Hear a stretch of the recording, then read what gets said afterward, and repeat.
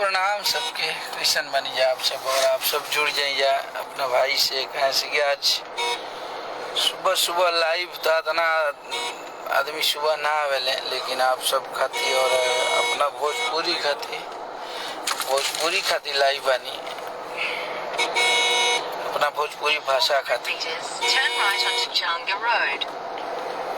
और हमारे साथ हमारा भाई देखिए अनुज है, और ये सतीश है, और ये हमारे पायलट राहुल है।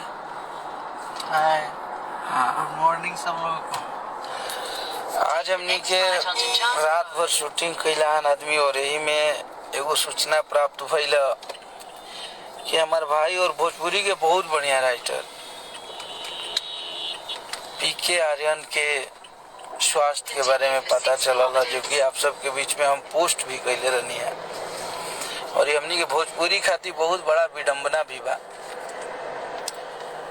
एगो भोजपुरी के कलाकार एगो वैसन घर के लइका जौन की एगो गरीबी से, स्ट्रगल से, मेहनत करके बेचारा के एगो गाना खातिर दुनिया में लोग दूसरा के बिगाड़ देवेला। और ये हम भोजपुरी के एगो कलाकार होके के नाते भोजपुरी के वो हर कलाकार से एगो सवाल करे आइल बनी। और भोजपुरी के वो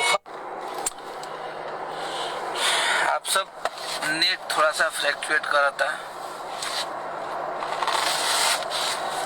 आप सब जुड़ी जाओ और ये लाइव के प्लीज आप सबके गुड मॉर्निंग बा। आप सब भोजपुरी भाषा के हमनी के गौरव है जा आप सब। और हमनी के अगर आज एगो कलाकार अगर एगो मुकाम पे बने तो आप सबके बहुत ज्यादा योगदान बा, और आप सब सबके मोहब्बत देखिए जा तक पहुँचीले बनी जा।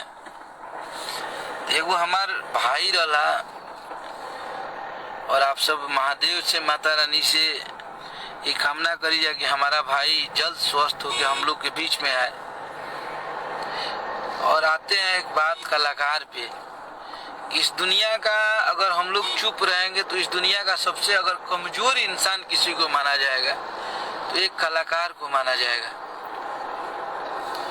आज मेरा भाई